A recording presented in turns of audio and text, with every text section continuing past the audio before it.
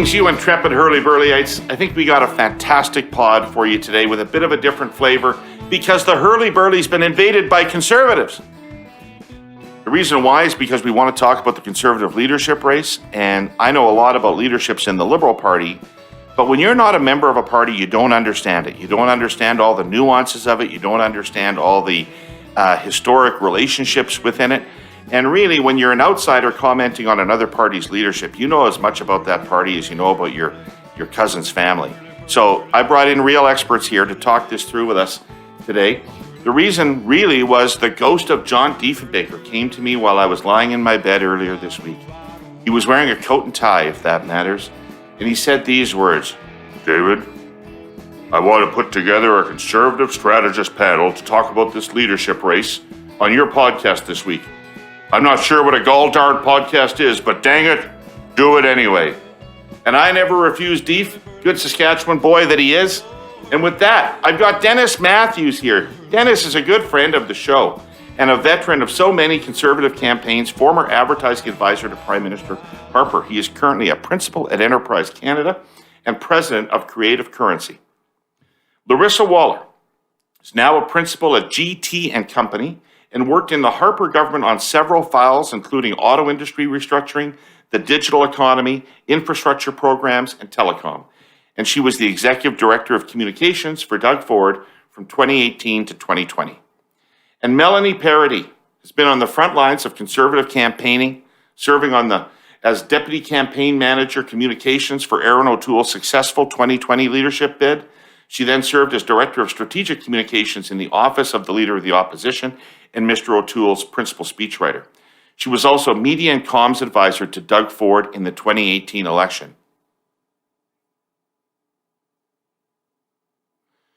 Did being media advisor to Doug Ford in the 2018 election, Melanie, mean anything other than saying don't do media?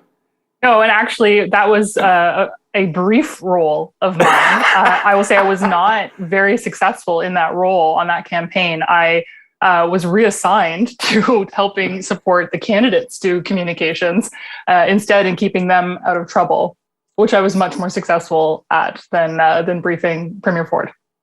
Well, I don't think it reflects poorly on you. That's my own judgment. So what I want to talk with these folks about today is where's everybody at in the conservative leadership race? How strong are they?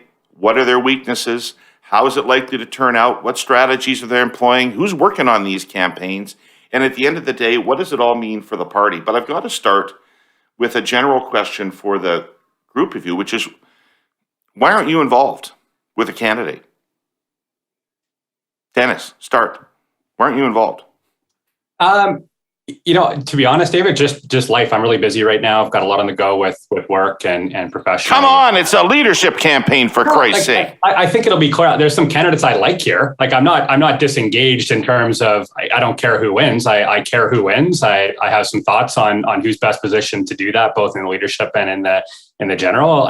There's even a candidate I probably will vote for in this batch. But I'm just not involved in the day to day, and also I consider myself sort of on the marketing and advertising side of politics. That's where I play and have fun. And leadership says I think we're going to dig into here they're a lot different than that. This is a totally different game than winning a general election campaign. Right, Melanie, having just come from Mr. O'Toole. It could be one of two things. It could be that you're a sane and normal person and just decided to spend some time with your life and your new child, or you could be like me and you've been banned. Which is it? I don't know. Maybe it's a bit of both. I do feel like I've paid my dues. I've done 3 leaderships in 5 years and a couple of war rooms, both nationally and provincially. I'm good. I think I'm happy to sit this one out and armchair quarterback for the first time in my career. Right. And Laryssa, how come you're sitting on the sidelines this time? Yeah, I think a little bit of everybody, I'll echo what everybody said, a little bit of fatigue. I'm also really busy. I also have kids and, work and Ukrainian, there's a war in Ukraine right now, and that's got a lot of my attention. But, I've got friends on each campaign. I'll support whoever wins. A lot of the people I know who are sitting on the sidelines have all taken that I'll support the leader, but I'm sitting this one out. We've all, been through, God, so many leadership campaigns. What is it? 4 and 5 years if you count the provincial one. We're exhausted. Laryssa, in addition to exhaustion, is there something about the nature of this campaign that makes people want to sit it out and say, I'll just support whoever wins rather than getting engaged? No, I think conservatives generally, and maybe it's just I'm not so into knowing the backroom wheelings and dealings of the Liberal Party. I think conservatives are good at fighting each other on a leadership campaign and then parking that hostility and banding together for a general. I think that like previous leadership campaigns, you'll see punches thrown, you'll see like not nice things said. I don't think that this is particularly more hostile than a previous leadership campaign. I think the world generally is feeling extra chippy, and Canadian politics is feeling extra chippy. And maybe that'll come through in the leadership campaign, but I have no doubt that whoever wins, and I sound a little bit like Pollyanna, and I get it, but I'm thinking of the Ford leadership campaign where it got really chippy, and then we had 5 weeks to win. And I think we'll have a little more runway here. The leadership's a little longer, it's 6 months. And then, whenever the general happens, I think you'll see everybody band together, because conservatives are good at working with people they disagree with, which is, part of the job of the leader. But also you see that in almost every conservative caucus across the country. It's a big tent of a lot of different ideas, and you got to really suck it up and work with who you got. And that's what we'll all do. I think that there's a big lesson to be learned from the Ford campaign in particular on that. Big shout out to the Ford team for what they did following the 2018 leadership. They immediately called the other campaigns, the other leadership campaigns, and brought everyone into one team, into the war room the next day. Like, I'm not exaggerating. It was immediate. And they didn't give people crappy jobs on that campaign. They recognized and respected the role that people had played in fighting for their candidate. And they said, we want the best people all in one room fighting for the next premier of Ontario. And it was a very successful campaign because of that. I think conservatives across the country could learn a thing or two from how well that was executed. Maybe I'll take a slightly different take here. I mean, I think we're headed to a really, really nasty leadership campaign here. As Laryssa sort of alluded to, we're in kind of dark times. I mean, there's wars, there's pandemics. Like, it's really dark out there right now. You've got like real differences in these candidates. Like, what 4 or 5, however you're counting here, these are all, they're very different people, very different traditions, very different ideas. And, you layer on top of that, the party has turfed the last 2 candidates. You're starting to look at Trudeau. I mean, the government's been around for longer. Like, this feels like this winner here maybe has not an easier shot, but more of a shot at the prime minister's chair. And so that's elevated the stakes. And I really hope that, what we just heard here, people are going to come together afterwards. And I do think there is definitely there's a little bit of a tradition of that. But man, I think this is going to be a 6-month slugfest. And I think it's going to be, there's going to be some hurt feelings after this. And on some respects, that's just how it is. And people are going to have to deal with that. Yeah, it does appear to be tonally different from previous leaderships that I've observed in any party, but we can get into that. Let's start with Poilievre, because he appears to be the front runner. How much of a front runner is he, Melanie? He is absolutely the front runner. I mean, he's got over 40% of support and ubiquitous name recognition. I think he's probably the strongest front runner contender that we've had in a leadership to date, for the Conservatives anyway. If you were to compare him against Peter MacKay coming out of the gate, and in the previous leadership, and we had like 16 different candidates, and none of them really had that kind of name recognition that he has. He also has a massive following on social media, which, and we can get into this a bit later on, but right now nobody has the membership list to be communicating with members. He's communicating through his own pool, right, that he's created over time. And I think that's he's off to a good start in that regard. So Laryssa, do you agree he's way out in front? Yeah. He's way out in front. I don't know if in conservative leadership, that's always the best place you want to be. Yeah. Because usually that guy doesn't win. But I'll tell you this. I was telling somebody, like a client I was talking to you about an hour ago, I'm doing this podcast later. What's it about? It's about the conservative leadership race. And then they asked me like what I think. And then first question was, what about that Pierre guy? Tell me about Pierre. Right. And this is somebody who's like not super involved in politics. I'll also say that I've heard the criticism that Pierre doesn't resonate well with like the suburban mom, and Mel now as well. We're both suburban moms. My friends know who he is, right? My friends watch his videos. My friends can tell me about his videos and do tell me about his videos. I think, you can like pit Pierre against Charest on a lot of different things. But if you look just at their use of technology, especially like that launch that Charest had, which was like, I think less than to be desired. It speaks not only to their understanding of social media, but almost a generational divide. Now, you don't win leadership races with views and with likes, right? If you did, Pierre would be great.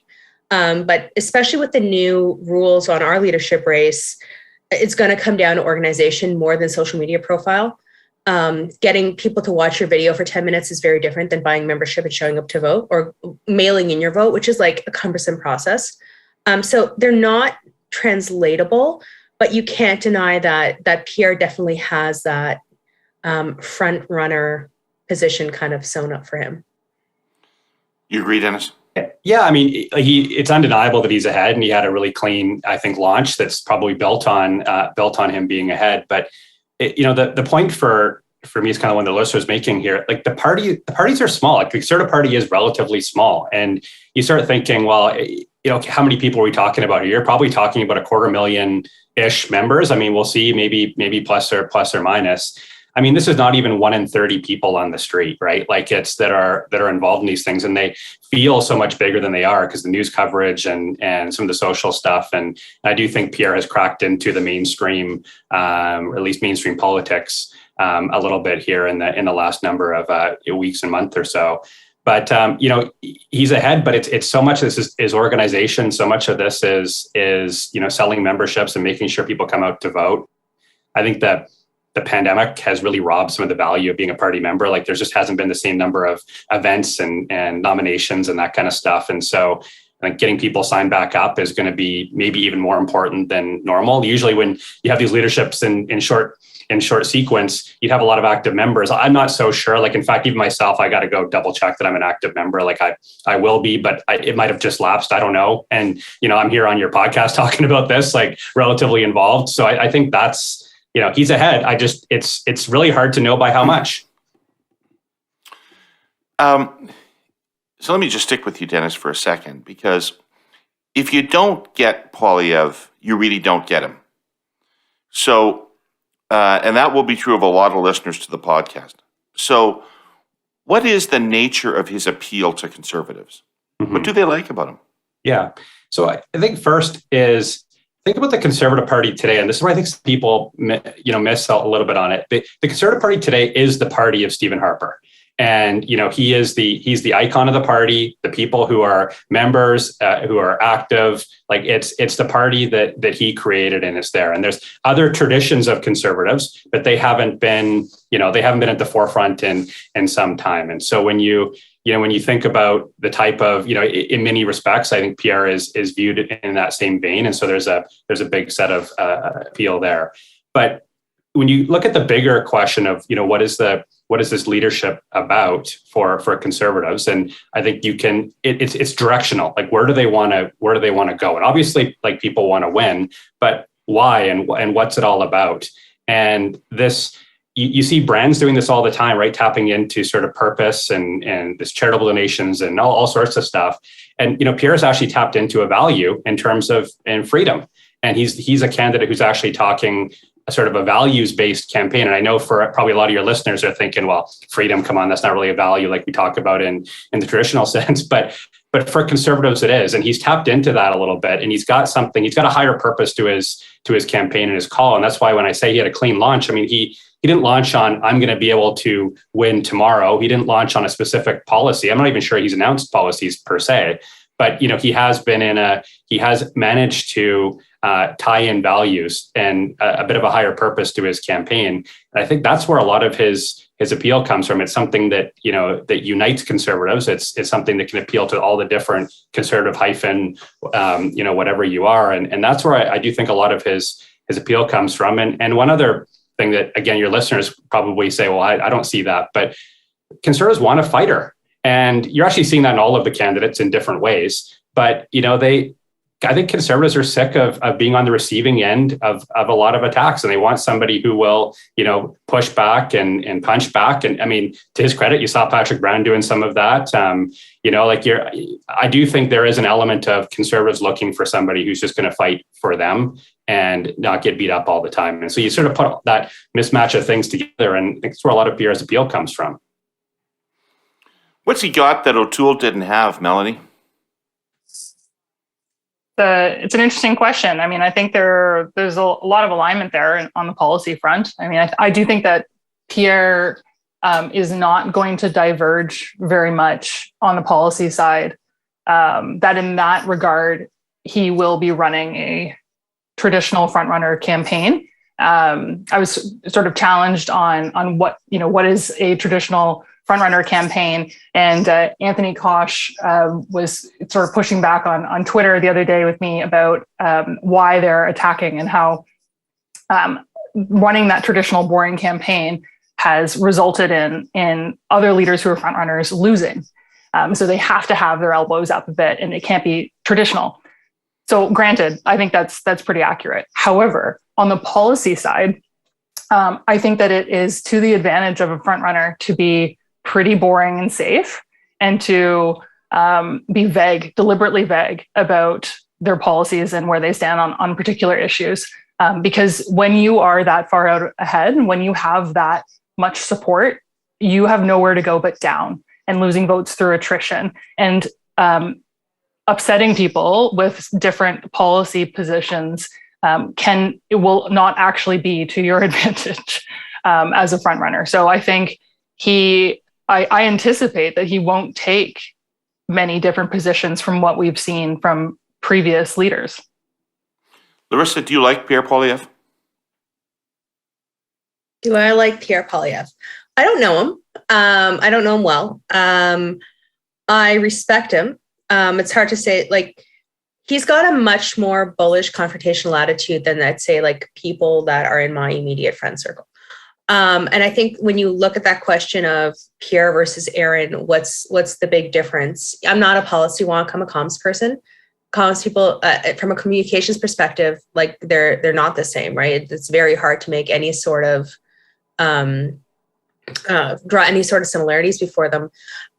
Pierre he's a fighter, right? And I think that conservatives, I think both Dennis and Mel have alluded to this, conservatives want a fighter right now. I think Erin, one of the big criticisms of Erin was that he wanted to be liked, right? He wanted to be liked by whoever he was talking to. He was polite. He was conciliatory. He very much embodied the persona of a statesman, right? And that was part of the appeal. That's somebody I feel comfortable with as a leader, is somebody with a more Erin O'Toole personality. But Erin, that didn't serve him well. And so conservatives like me, who would naturally be drawn to somebody with Erin O'Toole's personality, are now, rethinking it and being like, do I need somebody who doesn't give a shit, right? That will say what everyone's thinking, that will throw the punch.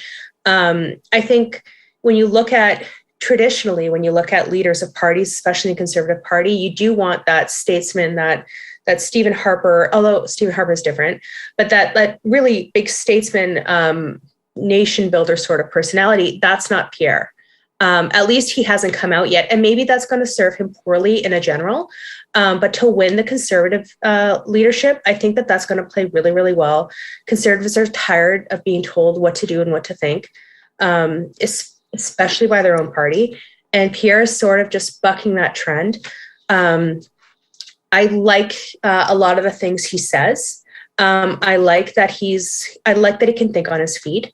I like that he can make complex issues, super relatable. He's put out some incredible content. And I know we keep talking about his social, but he has put out some really important content that really breaks down kind of complex economic theories into very consumable, digestible content for everyday Canadians, right? And that skill is going to be really important both during the leadership and in a general if he gets there. So back to the question, do I like him? Yeah, I like him. The last couple of weeks, we've been talking about how farming, ranching, and all agribusinesses are undergoing a digital revolution, and how 5G-enabled tech puts us on the cusp of making the world's food supply more viable economically and even more sustainable environmentally.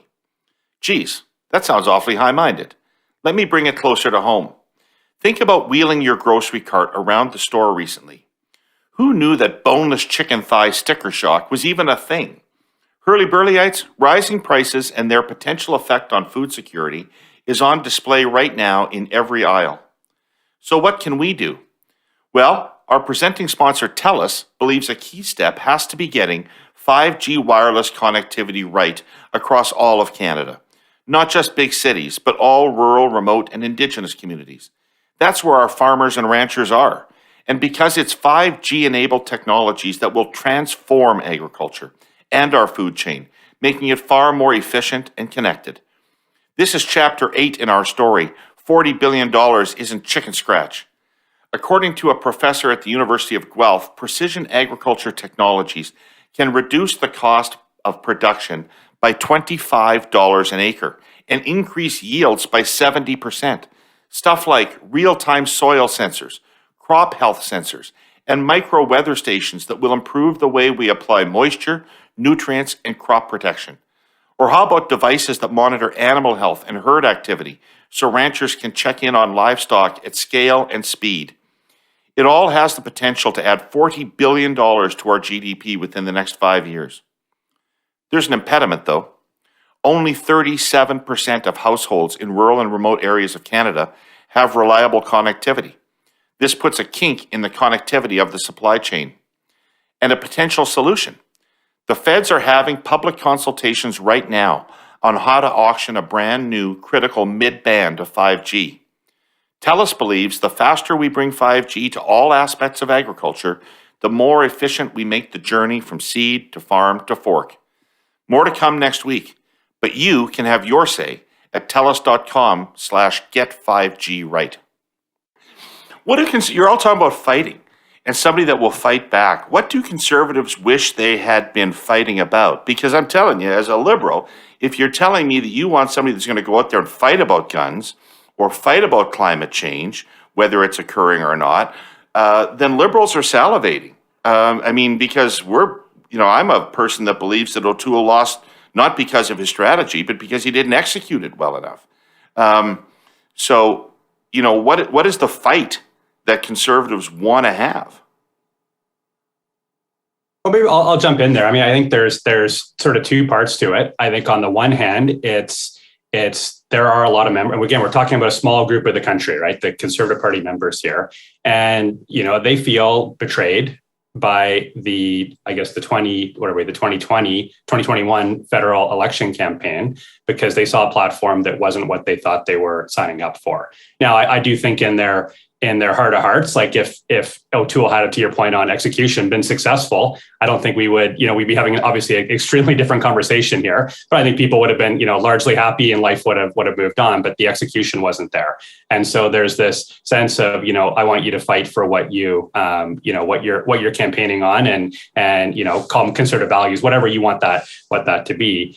But the second part, and this is where I think the pandemic, and you saw hints of it in the Freedom Convoy, you saw hints of it in Pierre's launch, this notion that, government is bigger and bigger than ever, the restrictions, the mandates, all of this kind of stuff. I think it has put a bit of a spotlight on some of these issues, and it's been hard to be in opposition. And, there's some pent up sort of angst out there that people are looking for an outlet for. Laryssa, Melanie, any thoughts on that? Yeah, I think that the idea of fighting isn't going to win you on a general. But it does speak very much to the frustration that a lot of Conservative members are feeling. And it's what are you fighting for is actually like, it goes to what do Conservative members want? That is such a complex answer. And that is what's going to determine the winner, right? Do you want religious freedom? Do you want for your kids not to have to wear a mask at school? Like, and I know we're getting there. Do you want economic freedom? Like, what do you? And I sound like I'm parroting the Pierre talking points with freedom, but it's a fight that we're not stuck in this rut of being the opposition forever. I think is like if you're asking me what I want the leader to fight for, it's to fight to win the general, right? A lot of the Patrick Brown planks that he talks about, especially around engaging new Canadians and their children and their families, like that's a fight I want. I want those people in my party. I want to represent their values because their values are really similar to my values. With Charest, I think he's going to talk about fighting Western alienation, right? And you can see that from his launch out in Calgary. So maybe the word fight gives a meaning of confrontation, and I don't think it's confrontation. I think it's more advocacy. I think it's advocating for things that people care about. But the party is such a big party with so many fringe elements that whoever can, gather all those fringe elements up and put them neatly in a bucket and win the leadership, we're going to get behind. And then I think at the general, it's going to be, the trick is going to be to appeal to a broader Canadian public where we siphon the votes off from the left and the right that we need to siphon off. Can I add in something here? Can I add in something a little bit different on this fight notion here too? Is I think we've been all talking about the existing party as it is today, but there is an opportunity. It's a leadership race with a relatively open membership to be fighting for something else, to be bringing people in. I mean, we talked about Doug Ford a minute ago. I mean, that was a hostile takeover of the Ontario PC party. You saw Kevin O'Leary give it a go in the leadership race before last. You've seen outsiders come in with some, with a membership group that is different than the members that are there today, and they may want different things. I think the discussion we've had here on the existing membership and what they want to fight for is somewhat clear, but it's less clear if you start bringing in different groups. And, Patrick Brown sort of hinted at some of that. But we always do. We always bring in different groups in our leaderships and they have an outsized impact on the outcome. And so the examples that I'll give are in 2017, Andrew Scheer got the Quebec dairy farmers vote. In 2020, Erin O'Toole got the Quebec firearms owners votes.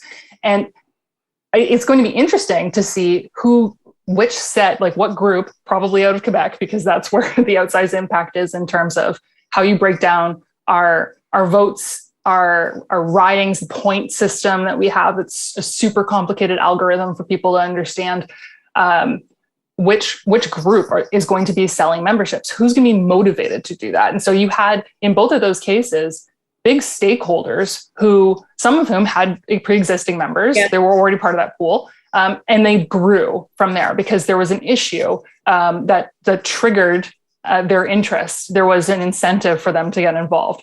I don't think it's clear yet which group that will be in this election. I think there's 6 months ahead of us to see, but we've always had this notion that there's, the core Conservatives, and if we grow that, are we really the same, group? To me, it's a bit silly because that's what we've always done in all of our leaderships. Is we have 270,000 members in both 2017 and 2020, of which only 175,000 voted in 2020 and 140,000 voted in 2017. And right now, I don't know what our membership number is, but we're going to probably sell to get up to about 270, maybe 300,000 if people are super aggressive in their sales. And that's the pool. But the turnout among those sales is always low. Yes. Right. Yeah. And that's what I mean. Like we're talking about 100 and like on average here, 150,000 people basically who are going to decide that. It's a fraction of the actual membership. Right. I want to build on something Mel said about, especially the examples you cited. The previous leaderships, if I'm not mistaken, every riding was worth 100 points, right? Yeah. So you could do this regional sort of like target Quebec, get those ridings in Quebec where you really just need to sign up like 30 people in a obscure riding, and that riding's worth 100 points. This time, each riding is worth up to 100 points. So it's harder to do that kind of regional niche targeting of membership. It has to be more broad. It's going to be interesting to see how they do that in this leadership, because you can't, each riding is not worth 100 points anymore. So if you only have 20 people in a riding in Quebec, that's only worth 20 points, right? It's not going to be worth 100 points. And I feel like I'm in the weeds, and your listeners. No, it's a pretty significant change. Listen, I was on the receiving end of this. In 1990 leadership in the Liberal Party, some guy from Scarborough named Tom Wappel beat both Chrétien and Martin in Saskatchewan because he was the pro-life candidate. And since there's so few Liberal members in Saskatchewan, the number of pro-lifers dramatically outnumbered the number of Liberals. And so that happens when you're in areas where you're weak. So I think it's a sensible and important change that the Conservatives have made, especially with respect to that Quebec number. Can I ask you to comment overall, just generally, on the Poilievre campaign so far? Because I'm not saying it's a bad strategy. In fact, I'm not opposed to frontrunners being negative, because Dennis may or may not agree with me, but my experience is negative campaigning is more effective when you're ahead than it is when you're behind, because it has more credibility. You seem desperate when you employ it when you're behind. But when you're ahead, it seems more like fair comment. So I'm not saying it's a bad strategy, but I am saying I've never seen anything like it in a leadership. Normally, people say they're going to run for the leadership, and the other candidates all welcome them in and maybe have a soft, nuanced jab about their weakness in the campaign. But the Poilievre campaign has taken out a goddamned howitzer and blown the hull out of everybody that's raised their head above the parapet. Yeah, there was also an interesting, it was also interesting watching the launch. I mean, I think Pierre is probably the first candidate to have launched on Saturday night at, I don't know, like 7:30 p.m. or whenever he put out his video that he was running. And so the campaign has been non-traditional from the get-go in some kind of interesting ways, to be honest. How do you feel about the tone of it? Well, I think you're correct on the attacks land more when you're a front runner. Like you always run the risk of looking desperate if you're rolling that stuff out late in the game. If you're the Jeb Bush attacking Trump, it just looks, it can look sad. But I think that the tone is, for better or for worse, matches the time that we're in. Like, this is just a dark, aggressive period. This is a big prize to fight for, and I'm not entirely surprised by it. And I think they're putting out interesting content along with the attacks. Like, it's an interesting campaign to watch. We've all got a lot of friends working on it, but it's an interesting campaign. Melanie, the candidates you've worked for seem to me to be more happy warriors than this. That's true. But with mixed results, I guess it's fair to say. Erin O'Toole took a jab at Andrew Scheer in the 2017 debate, and it landed terribly. It was something I look back on and continue to cringe at. It was completely inauthentic. It wasn't him at all. And so attacks can be very effective if they are authentic. I think that the Pierre campaign's attacks are authentic, and I don't think anyone's particularly surprised by them. But I think what's interesting from a strategic point of view is, in our leaderships, you need down ballot support unless you're winning on the first ballot. And Peter MacKay proved that you can't win on the first ballot. So even when you're a powerful frontrunner, it will be interesting to see who they don't attack, because that's going to demonstrate who Pierre's camp thinks they're going to get down ballot support from. Okay. Can you just give me a quick primer? Everybody who watches or listens to my pods will know that Jenny Byrne is a significant player in the Poilievre campaign. Who else is? In Pierre's? Pardon? In Pierre's campaign? Yeah, who's running the Poilievre campaign? Jenny, and anybody else? Well, go ahead, guys. Yeah, I mean, honestly, I'm just watching Twitter and seeing the people who say they have not parked their support for Peter, but Peter also has Pierre. Pierre also has most of caucus. I assume that's an attack line, but anyway, go ahead. Yeah. I only really know of Jenny on the campaign officially, and then he's got most of caucus behind him. Right. Okay. So let's move on to this question: who has more support in the party right now, Charest or Brown? Oh, Great question. like today, of card Right time? today, as we're talking, who has more support right now, Charest or Brown? I mean, I don't think Brown has the recognition across the country. I think he's a super well-known commodity in Ontario.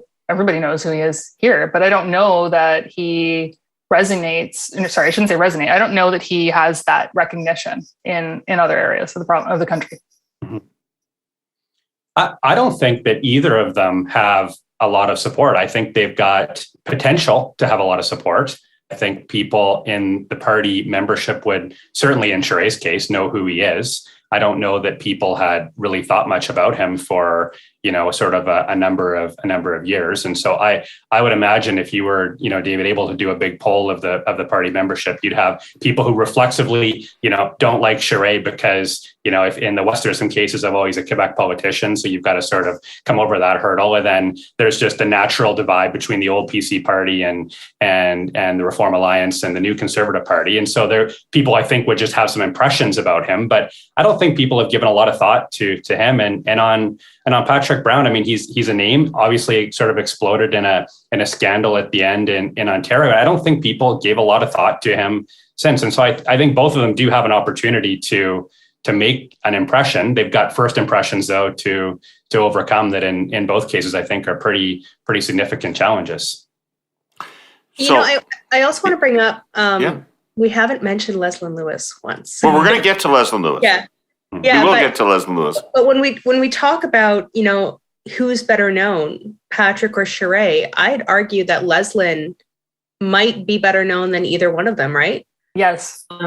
And might pull, if today the leadership was held today, she'd probably do better than either one of them. People forget how close Leslyn came to winning. So that would be the order right now, you would say, is Poilievre, Lewis, then Charest, and then Brown, or something like that. I think so. Okay. So let's talk about Charest for a second. And I'm going to be a professional now. And I'm going to stop mocking his campaign and ask you genuinely why I shouldn't mock his campaign. Okay. So I think that leaderships start shooting you out of a cannon. Everyone is super disorganized right away. People are working full-time jobs on the side. So we'll say that's also important to note, that every leadership I've ever worked on, I've had full-time job aside from it. So campaigns are being put together pretty quickly. You're finding people and putting them into different roles. You're recruiting. There's a lot of stuff that goes into building a team. And keep in mind, none of these candidates are actually technically candidates yet. None of them have put in the money, the signatures, they haven't done their interview with the party yet to get vetted. There's a lot of stuff that goes into this, and so I think that perhaps what you've seen on the Charest side is, there wasn't a really great launch video. That perhaps priorities were being placed elsewhere, and that will benefit them longer term. Come on, that's garbage, and you know it. It's garbage, and you know it. As Head and Shoulders and my old friend Jean Lapierre used to say, you never get a second chance to make a first impression. Why would you have come out like that? So I need to tell the story. So Erin O'Toole, when we launched his campaign in 2020, we spent, I swear it must have been 2 days in a studio filming what was supposed to be a professional launch video. And Fred and I hated it. We completely hated it.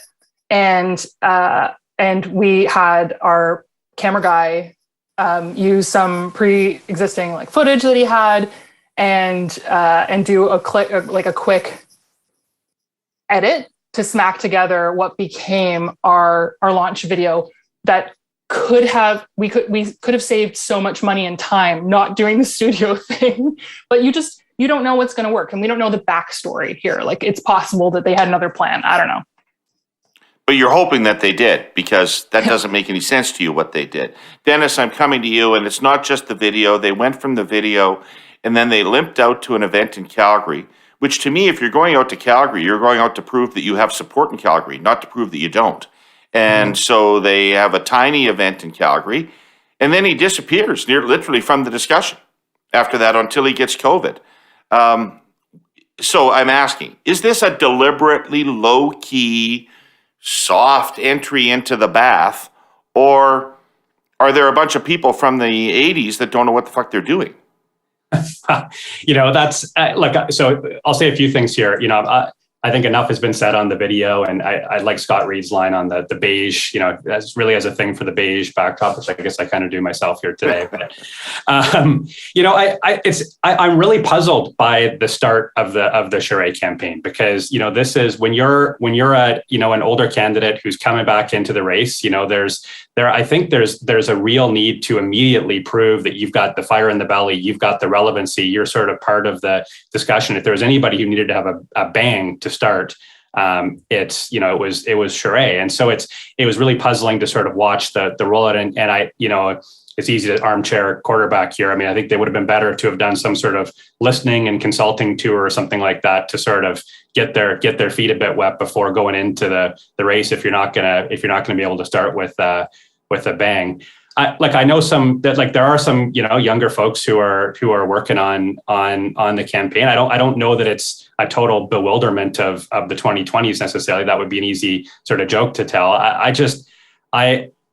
I'm really struggling to understand the Charest path to victory. He had a narrow path to begin with. I think he had to put a stick of dynamite in and find a way to vault himself onto the big stage, and we haven't seen that yet.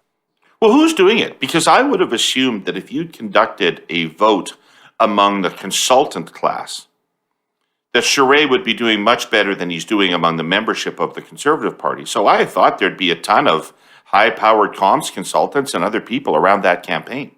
I don't know. I mean, I look at Charest is an important figure in Canadian politics. Like there's no doubt about that. But, I've seen a fair bit of commentary on Twitter and other things talking about, well, he did his service to Canada during the referendum. I mean, absolutely went to Quebec to become premier. These are great things, but time has really marched on. I mean, we're talking about stuff where a lot of the voting members are, were in high school at the time. You could be a 40-year-old, and this is like the referendum is like really in the rearview mirror. And so it's I think finding some relevancy now is like that's number one for Charest. But one I will say a positive thing about his candidacy though is the Conservative Party in recent times has not had somebody of his caliber in terms of French language. And it is interesting to see, does that change? We talked a little bit earlier about Quebec and selling memberships and that kind of stuff. If he can find a way to catch on there, I mean, you're instantly part of the conversation. I don't think there's a chance that Charest wins on the first ballot here. I assume that's not even part of his calculation. But if you have a strong base, can you, work this tiered ballot math in your favor where you're a lot of people's, second choice or third choice, I guess. And that may be part of the calculus. Maybe that does answer a little bit your question on the low key, aspect. This is about getting the infrastructure in place.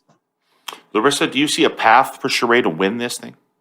Yeah, I think I see a path. I think was a little bewildered by the launch. And, what Dennis said is there's a bunch of 40-year-olds who don't really know much about Jean Charest. Like, I'm going to be 40 this year. I learned, and I've said this to my friends on the Charest camp. I learned about Jean Charest in history class, right? I learned about Jean Charest in the context.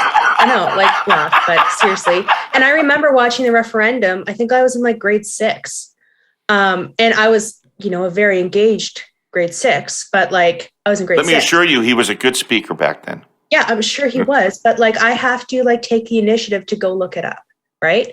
And so I think when I saw he was launching from Calgary, I thought, oh, he's going to do this big narrative about Western alienation. He's Captain Canada. He's going to save the West just like he saved Quebec. And then I was like, that didn't happen. And, his hurdle is overcoming this "he's too old for it" sort of narrative, right? And I think Patrick Brown's going to benefit from that probably the most.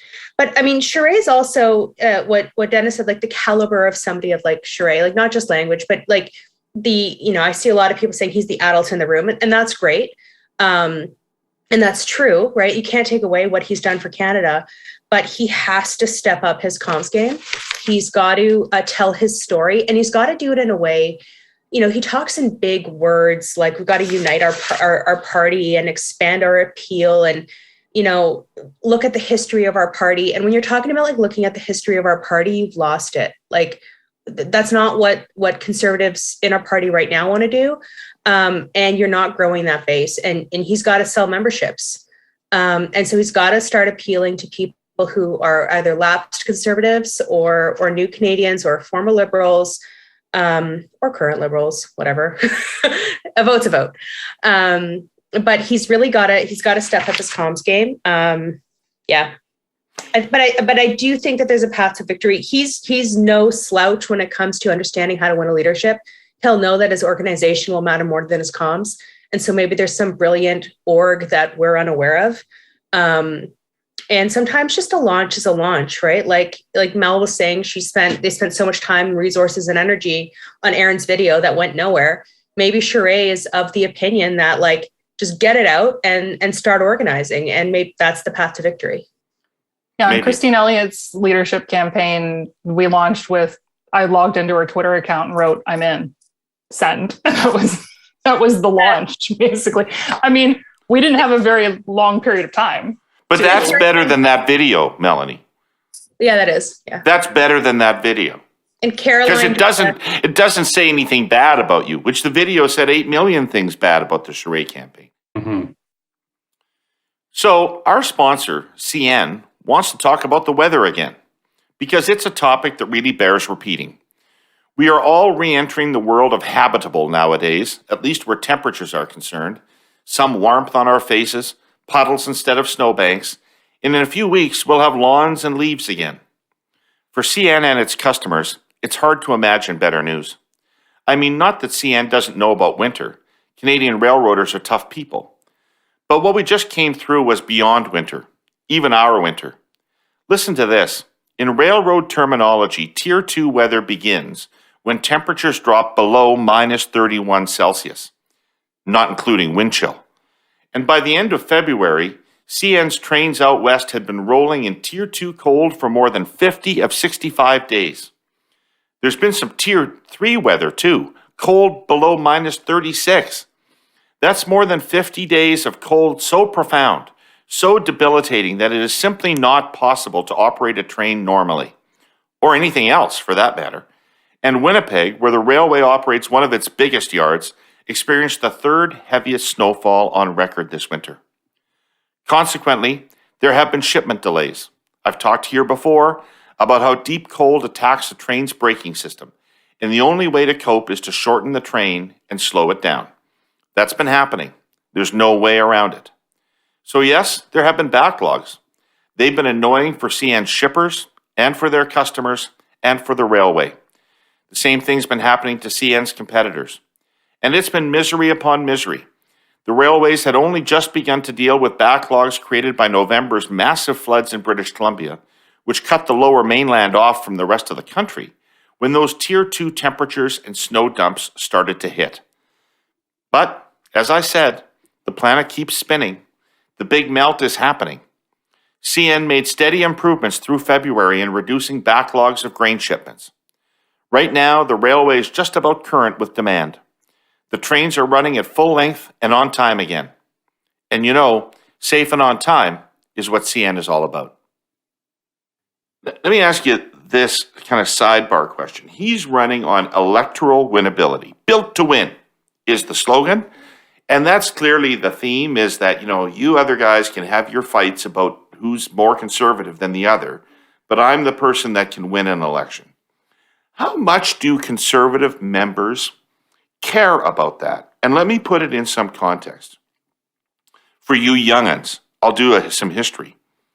The Liberal Party has never chosen anybody other than the person who was considered most likely to win an election.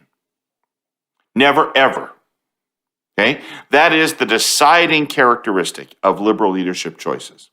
When it is obvious which person's more electorally viable, that person wins.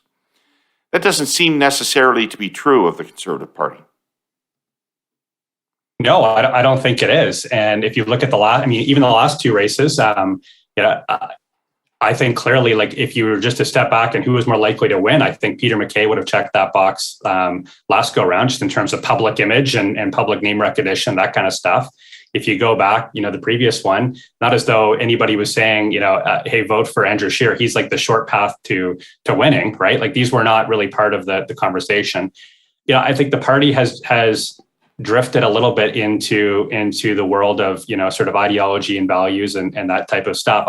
There is a directional, as I kind of said at the beginning, there's a directional element to it that I think the secret sauce here is marrying a bit of that electoral winnability along with who really are you, what are your values, what do you stand for, and if you can put those things together, then you've got something powerful. And I think that's where the Charest campaign, if I was giving them advice on this, would be to you've kind of got a bit of a winnability box check there, but okay, but what are you about? But why? Like answer the sort of the why aspect of what you'll do, what you're about, and that's I think where it's missing a bit. And one comment on Charest, because I have to on the video and other things too, is if there was ever a candidate who didn't have to wear an old school shirt and tie to prove their credentials, he has them showing up. I do think there's got to be he. By all accounts, what's the red thing? I know people who know him. What was the red thing, Dennis? You're an expert in this. You must have taken it. What was the red thing? A cup or a pen holder. I'm not clear what it was. A flower pot with no flower. Like it's just, I don't think they put a lot of time and effort into it, which is, I think frustrating if I was working on that campaign. Melanie, you tried to execute a pivot. You tried to execute a pivot toward electability and hit some choppy waters. Why? Why did we hit choppy waters pivoting?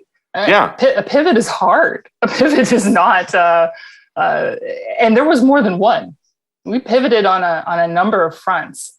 And I think that it became overwhelming. If it had just been one, it probably would have been a lot easier, but we're talking about a number of policy planks where there was a significant shift in a short period of time. And it takes time to move people with you. And you need to build trust to do that. And that again takes time. Does the membership not accept that some of its positions are electoral liabilities? No. Like a lot of our what you would call, not what we would call, what you would call our fringe elements. Those are more important to them than their political allegiance, right? The social conservatives, the gun owner rights, what have you, is more important to them than being a conservative. It's our job and it's the leader's job to bring that into the fold, right? I did a few of those Twitter space hangout things with Stephen Taylor, right? Before and after kicking out Erin as leader. And, I kept bringing up electability and like zero people cared.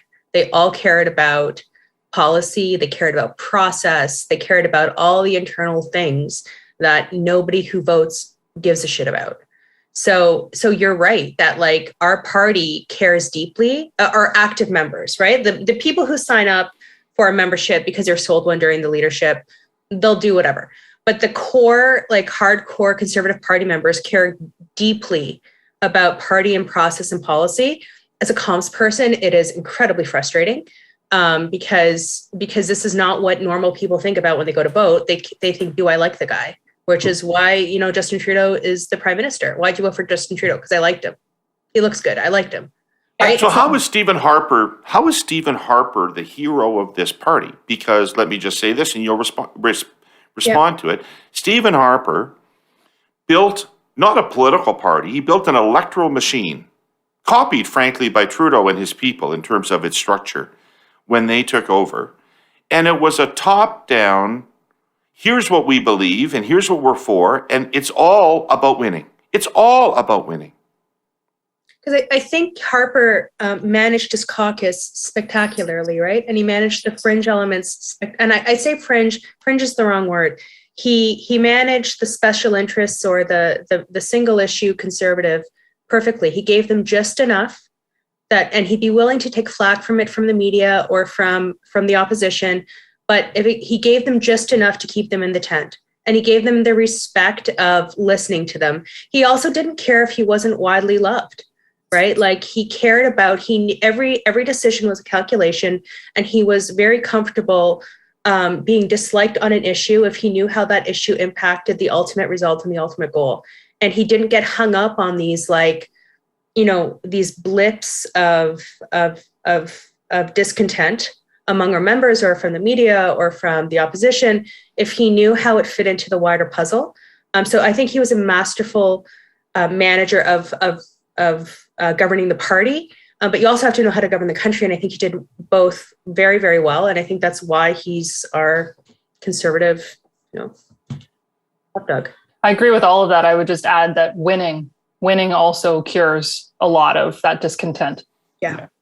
Like winning cures it for sure, but I'm not sure the last couple of leadership and candidates have necessarily done a good job of knowing how to shift in terms of a general election. And so we're using the word pivot here. I'm not sure a pivot is the right one to be using. You've got to broaden your appeal, obviously beyond the membership of a party to win a general election. You see it in all sorts of different countries that have similar leadership contests, even the US with primaries.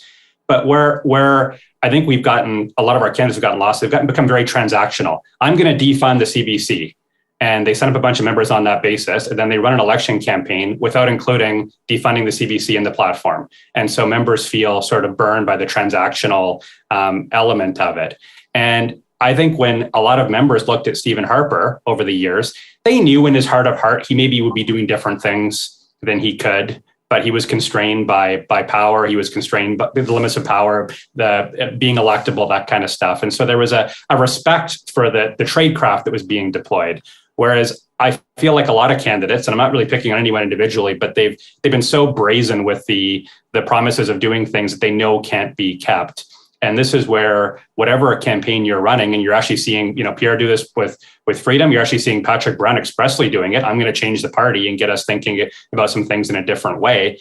You're taking people on a bit of a journey, but when you're anchored in some sort of value or approach, I think you can broaden yourself a bit more. I would just really advise any candidate, stay away from the transactional stuff. That's what's kind of got you into a lot of trouble. Super interesting. Okay, let's talk about Brown for a second. Does he have a scenario? Can you imagine him winning? Yes. Yeah. I'll say this, like, I've not always been the biggest fan, but he's a very hard worker, and he will wake up in the morning, be on the phone, and not go to sleep. Like, he'll be on the phone the entire time calling members.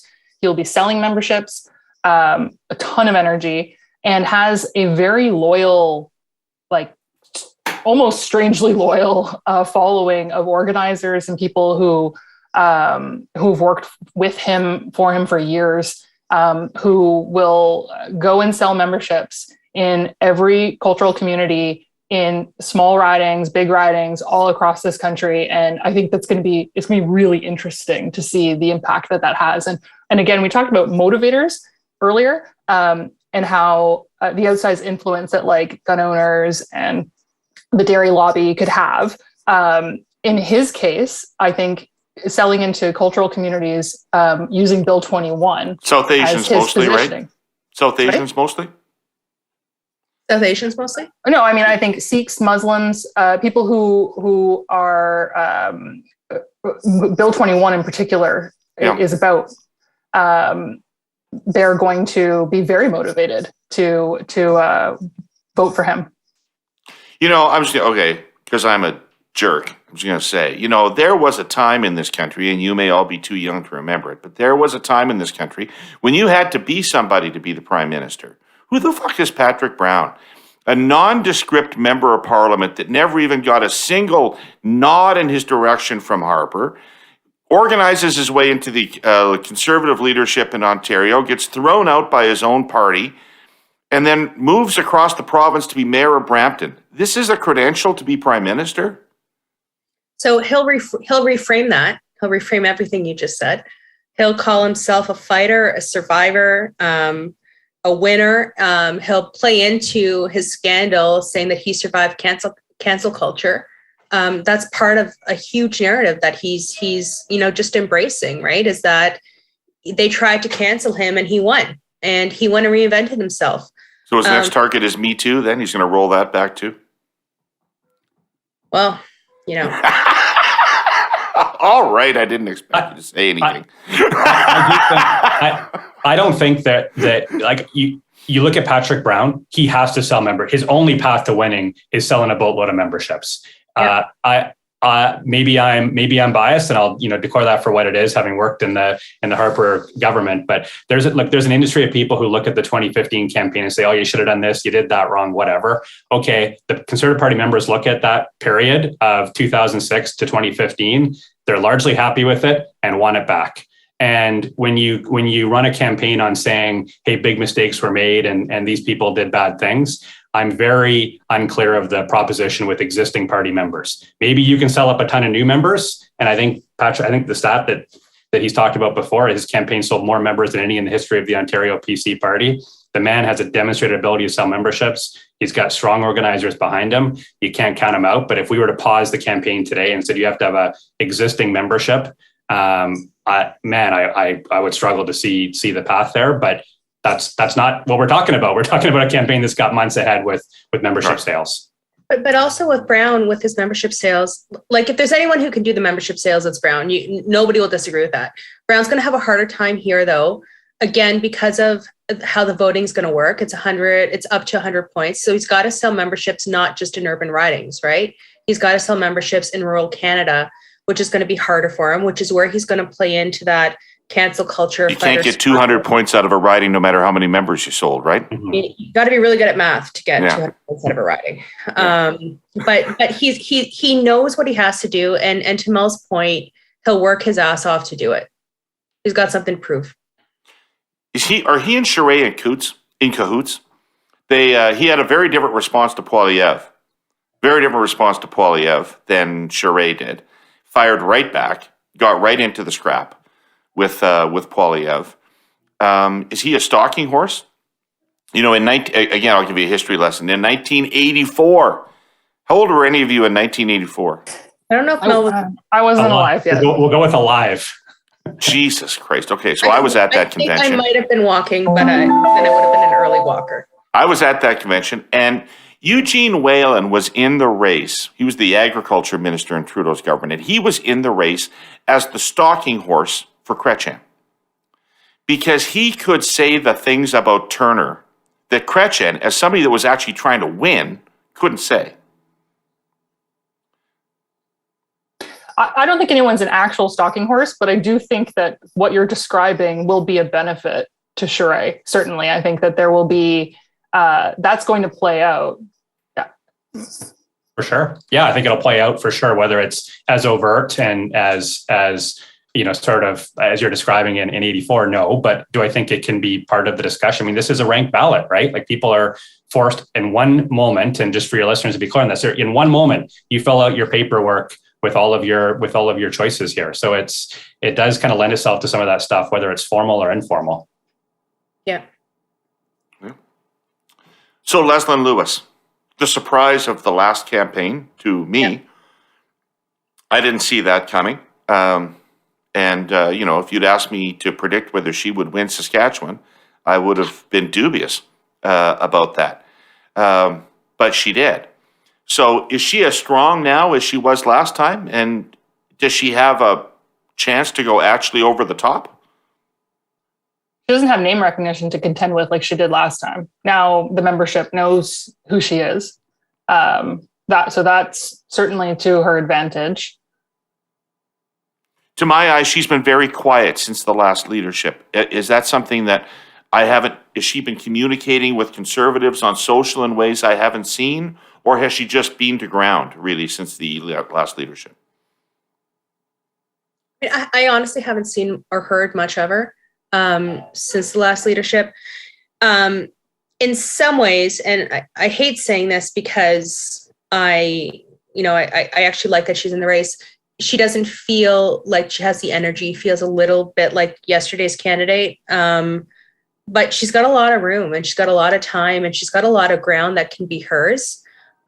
She can reclaim that social conservative ground. She can reclaim like I hate saying like the woman ground, because I don't like gender identity in politics. But she is currently the only woman in the race. She's accomplished. What I like about Leslyn is she's not afraid to call it like she sees it. And I think a lot of conservatives will like that about her. She's got to define what her message is. She's got to take positions on everything, not just be a single issue or two issue leader. And it's also we got to remember the last leadership campaign was weird, right? It was during COVID and she didn't have to campaign across the country. She didn't have to go into every community. It's going to be an entirely different leadership campaign. So I don't think you can equate how she did last time to how she's going to do this time, beyond just having a little more name recognition. So earlier you'd asked, is there anybody that other candidates aren't going to attack and go after? I think Leslyn will fill that role here, and it helps her a lot. People will want her second. They want to be a second choice to her supporters. I heard somebody describe, and I can't remember who it was. They described social conservatives within the Conservative Party as when the gas tank's empty, they're the first people there filling it up.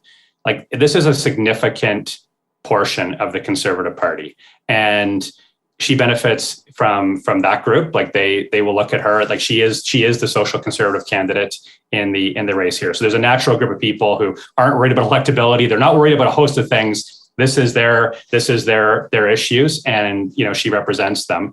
And then she benefited from this last time, and to her credit, and I think she will this time too. She's just different, right? And it's a good different. You've got a Conservative Party who tends to put up a lot of candidates who sort of look and sound the same. And I bet you, if Erin O'Toole and Andrew Scheer were here, they would argue how different they are. But you step back and you take a look; they're not that different, right? And I do think there's a number of people who last time just said, wow, what we're doing isn't working. Let's try something totally different. And could she take it to Trudeau? And she does seem like, she's just completely out of the regular mold of federal conservative politics. And so you put all these factors together. I think she's somebody who will, again, overperform for the media seem to ignore her completely, which I don't understand.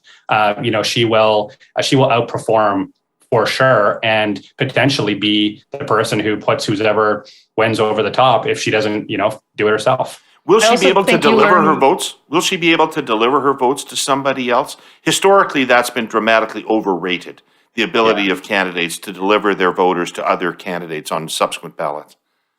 Yeah. I don't know that that's true, that it is overrated. I think it still plays an important role, certainly in our last two leaderships it has.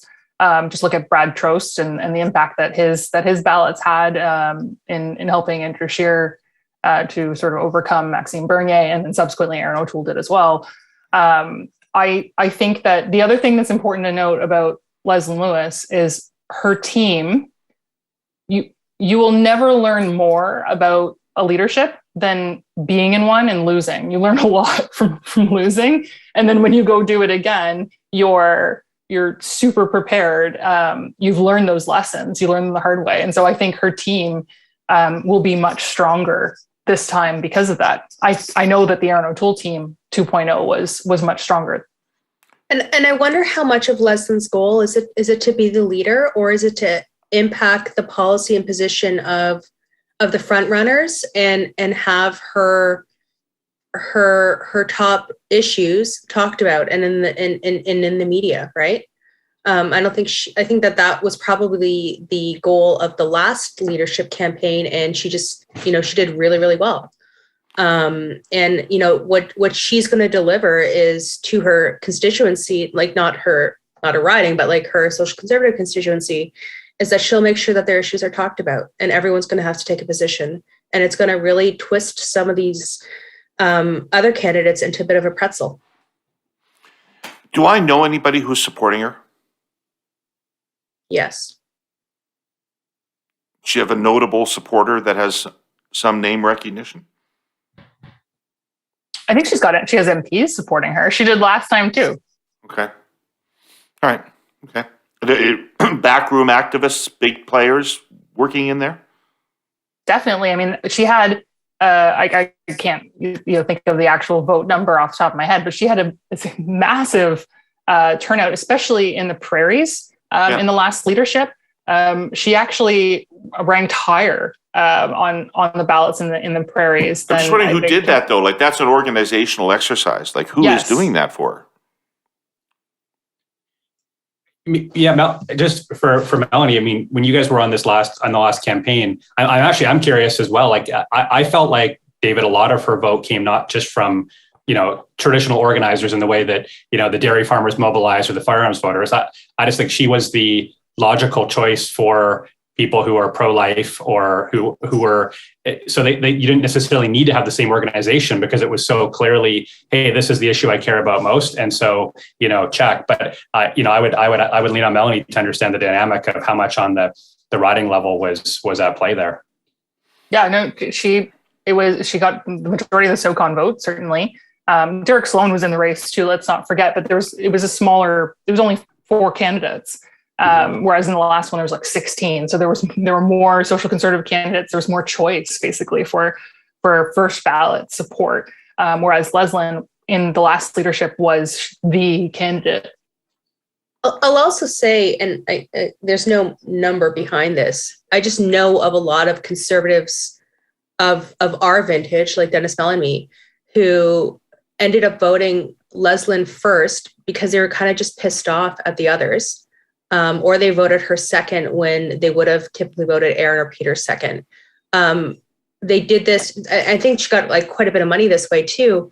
They were impressed with her campaign, right? And through the slow burn of her campaign, she won some people over. She changed some hearts and minds. People who don't agree with her politics or don't agree with her policy positions at all, earned her respect for the campaign she ran. I don't think she'll have that this time. But you never know. Right. Herle Burlyites, you know all about Easter seals. They're in communities all across Canada. And because I talked about it here last week, you know that 15% of Canadians live with a disability. But here's another sobering fact. 15% of people living with disabilities, especially women, live in poverty. They need help. Easter Seals is Canada's largest provider of financial support, programs, services, and issues leadership and development for the disability community.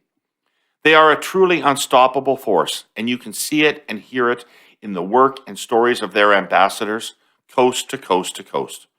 Work that includes $50,000 in funded post-secondary scholarships each year. Advocacy and awareness when it's needed most, like after a pandemic that completely disrupts society.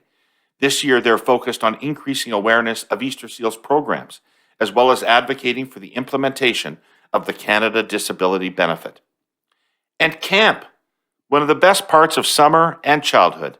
Every summer, more than 6,000 children and youth living with disabilities attend one of Easter Seal's 17 specialized, fully accessible summer camps across Canada. Well, March is officially Easter Seals Month.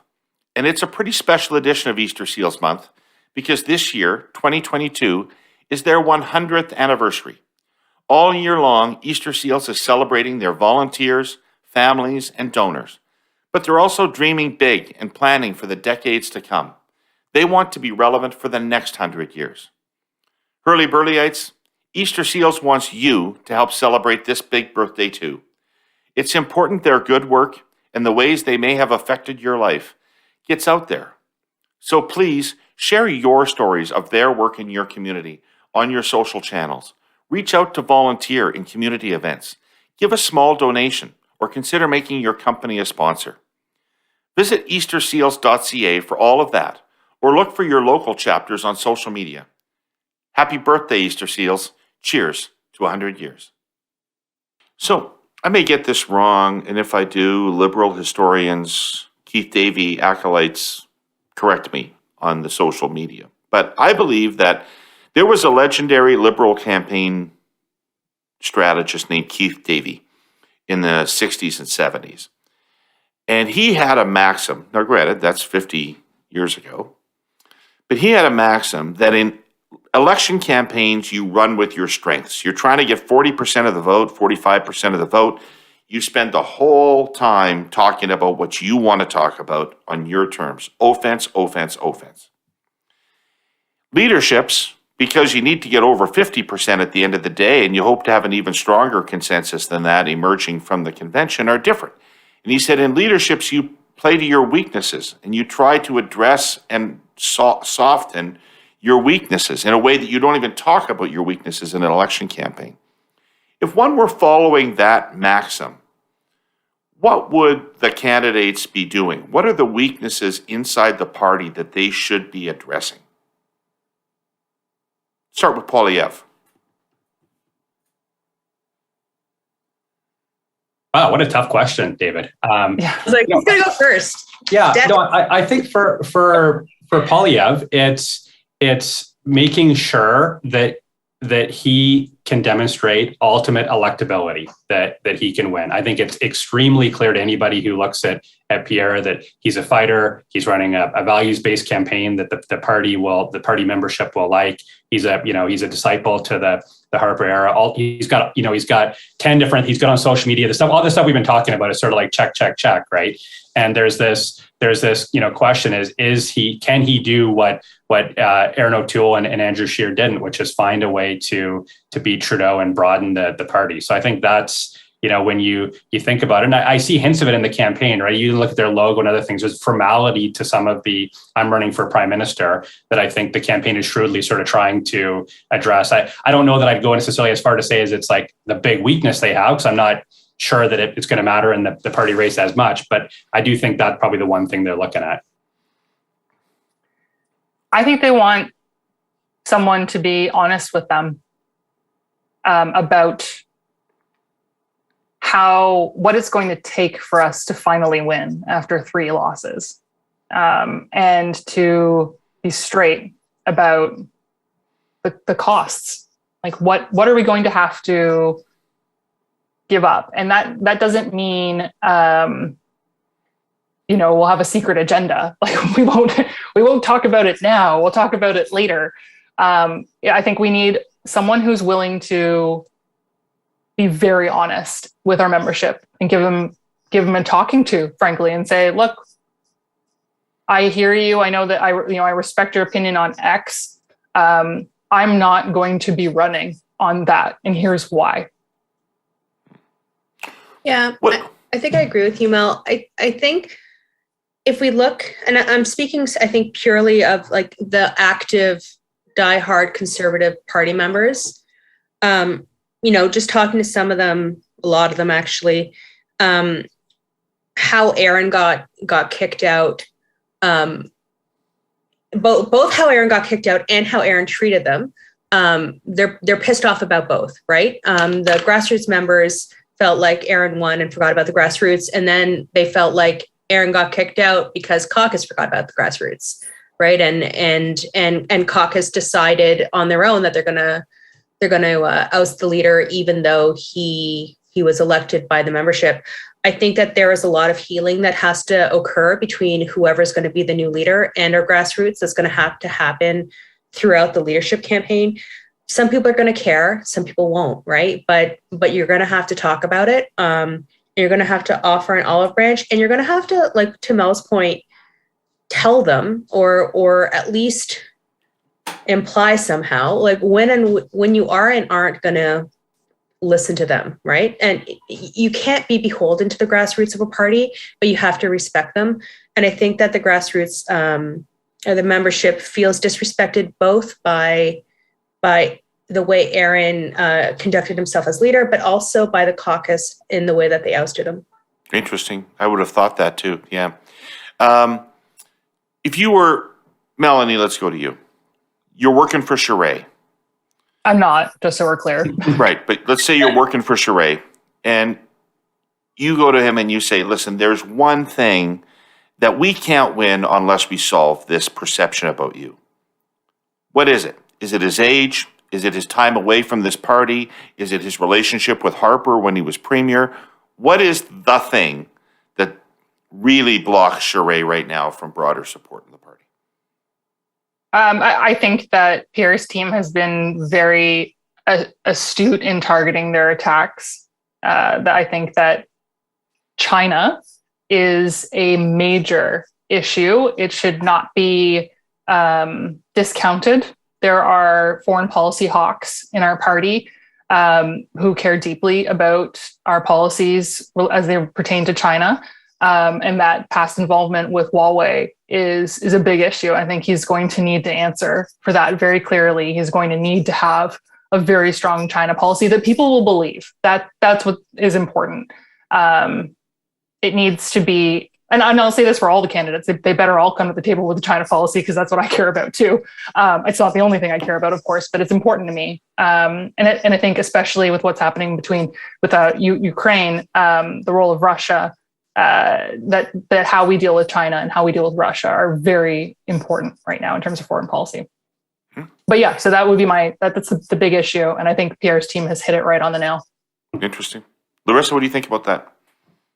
I don't disagree on the importance of it. If I'm talking to Charest as an advisor, I would say you got to sell the issue of electability. You got to make people understand that that's the problem and that you are the best candidate for it. But you got to introduce that as the problem first, because our base doesn't believe it, right? Our base believes that the China policy is more important than electability. So I would counsel Charest, and I'd counsel probably also Patrick Brown on this, that you've got to sell that electability is the number one issue. And if you don't do that, you're not going to win. That's how Brian Mulroney won, eh? That's how Brian Mulroney won. We're all too young to remember that. Yeah, but I mean, lots of people in the party didn't know him. Lots of people in the party didn't love him all that much. But he made a very compelling point, which is if you let the Liberals win 70 out of 75 seats in Quebec, they're going to beat us every time. Yeah. And I'm the only person that can fix that. Yeah. Right? So. Yeah, I think the Charest weakness is, so take everything that's been said, but I think it's that he's got to find a way to show the members of the Conservative Party today that he is one of them. And that I think takes a number of different forms. But I mean, when was he a Conservative leader at one point? Sure. Has he been a bit of a fixture in Conservative politics in the past? Absolutely. But he's got to find a way to overcome this hurdle that I'm a today Conservative, that I want to be in the room with you guys, that I want to be in the fight with you guys. And I think things like Huawei are they're little symptoms of this bigger problem, and that he's going to have to find a way to just be relevant and be part of today's Conservative Party, and in a way that, you've seen this in Republican primaries. I think this is where, I know a lot of people have made the Jeb Bush comparison with them, but it's like you're by all accounts an accomplished leader. Like Jeb would have been a great president. Charest would probably be a great prime minister. It's just, you feel like you become out of step with the party that you're surrounded by today. And I think finding some ways to overcome that is his big weakness. Awesome. We've gone on for a long time. It's almost an hour and a half now, so I should wrap it up. But I've got a big question for you, which you may think to be over-torqued and over the top. And feel free to tell me that it is, but still try to answer it. Because I don't think it's wildly over the top. What are the implications of this race for the future of the party? And particularly, what are the implications of this race in a case of a Poilievre victory or a Poilievre defeat to the future of the party?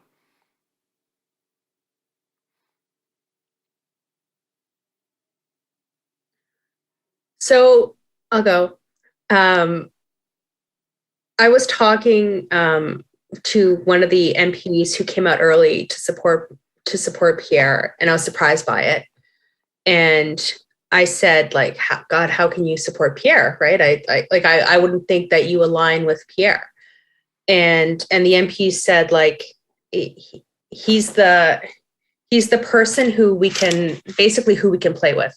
He knows what needs to be done. He knows where the weaknesses are on our party, how to bring everyone back into the tent. He knows how to speak to all the different fractions of the party. So I'm hopeful but not naive to the fact that if Pierre wins, there's going to be people who don't want anything to do with the party and they'll walk away, but that everyone will kind of just, I'm going to say, plug your nose and just hope for the best. And I don't mean it so flippantly, but understand that the party survival and party unity has to be the primary goal, right? And so you can't get hung up on I don't like how I don't like how combative he is, right? Like you've got to just get over it. And I think with Pierre, he knows what his weaknesses are. He knows why some people don't like him, and he's going to have to address those issues. That lots of talk about the party splitting again, right? And do we decide to govern ourselves or work as parties in almost a coalition manner, where on these 5 areas we vote as a bloc. On other areas, we can stand more independently. I think that'd be a gross waste of resources and a real terrible objective for anybody in the race. And I think, I don't know, I think Pierre knows that. I think he will, if he wins, he won't let that happen. I don't think any of them would let it happen, frankly. I don't think all of these decisions happen in isolation within the Conservative Party. We've got to take a look at the broader, electoral situation here. And so if you're a Conservative, let's say it's Pierre or any of these people, you go up against Trudeau again and you lose. Trudeau's not going to be around forever, right? Like there is a change coming to the principal opponent of the Conservative Party. And where I think you start getting into some scary ground is, the Liberal Party has a change in leadership, and the Conservative Party still can't budge from that, 31 to 33. And people start looking around and saying, is our math broken? Like, is something, fundamentally stopping us from growth? And what is that? And that leading to an immense amount of frustration that breaks itself out along various different fractions because people find other reasons to be particularly upset with the leadership candidate at play. And so, we said a couple times here, like winning sort of solves everything. And it, and it really does. Right. And so I think a lot of the discussion on whether, Pierre wins or doesn't, or who wins here, I think the real judgment is going to come after the next general election campaign. And if you go through 3 different leaders, and we're not the NDP here, right? Like this is a party that it exists to be the contender for power. I think a lot of Conservatives are comfortable with the fact that Canada is probably more of a centrist, maybe leans a little left country. There's an acceptance that we're not going to necessarily be the dominant party in power all of the time, but the Conservative Party has to be the natural alternative. And if it's lost that, what reason does it really have to be around? And I think that's where the discussions get more scary. They won't break down on that point. They'll break down on intra-politics points, but that will be the thing that really makes it real. Yeah, and I think that regardless of who wins this leadership, one of the things our party really needs to do is we need to get over this one and done churn of our leaders, and also that the attitude that we will try something new and then it won't work, and instead of recalibrating or nuancing it, we'll just throw it away entirely. We need to stop that as well. We need to have patience and know that it's going to take time for us to move the needle in the suburbs. It's going to take time for us to move the needle with different cultural communities, to rebuild trust in a lot of areas, and that takes a historic investment on our part in terms of thoughtful policies and time, just time. What might the repercussions be of a Poilievre loss in the leadership? I feel like we're going to be doing this again. See, I don't know if I agree with that. Like Mel, what you just said on growing suburbs and growing new communities. Like if it's a Poilievre loss, but it's a, say, Patrick Brown win, right? Or even a Charest win.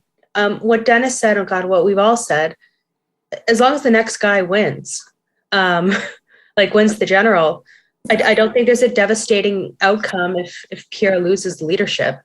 I think, someone like Patrick Brown, who's focusing on growing the suburbs, focusing on bringing in new Canadians, that's also going to help us deliver a win. Rural Canada is shrinking, right? So you've got to learn how to speak to the suburban voter and speak to the new Canadian voter.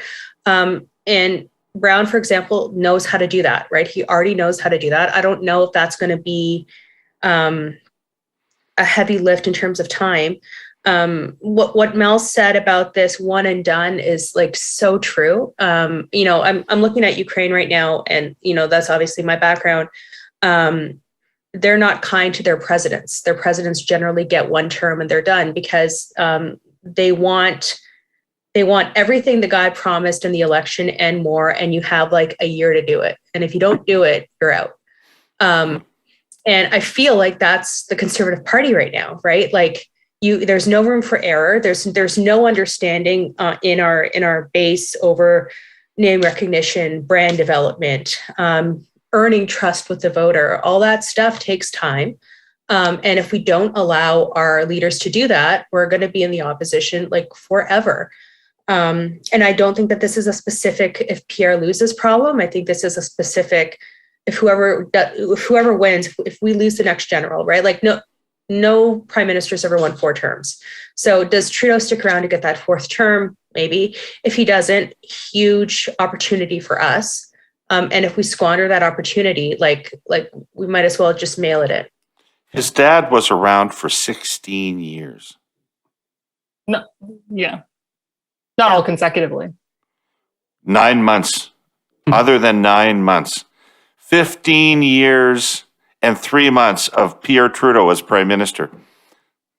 I just think that there's a segment of the party that wants Pierre so badly that if they aren't given what they want, and the next and whoever it is who wins instead fails, that what we just went through, the a takedown and all of that, that will happen again. That's what I meant. Look, it's interesting. There's not a Western candidate in the race, right? Like that is a really interesting feature of this go round. And, Pierre has filled that void in a Is that right? He's essentially the Western candidate now? He's essentially the Western candidate. But again, you call himself the Western candidate too. Yeah. I mean, to answer your sort of question of like, well, what if he loses? What are the repercussions? I mean, I do think that there will be a lot of Conservative Party members in the West, which is the heart of today's Conservative Party, will be extremely disappointed and look at that race saying, "Wow, we don't have somebody who's in our corner." Not saying that Charest or Brown or others can't find a way to get there, but they're going to have a big hill to climb on finding a way to identify with the West. But I'm old enough to remember the coronation that wasn't. So who knows? Okay. You know what? I feel some sort of artificial time constraint, so I feel the need to stop this, even though I feel I could keep talking to you all afternoon about this. I also didn't clear your schedules for the entire day for the conversation. So you may have other things that you need to get to. I'd love to. I'm just going to put you on the spot. This thing's going to go on till June. I'd love to reconvene this group and talk about things from time to time if you're game for it.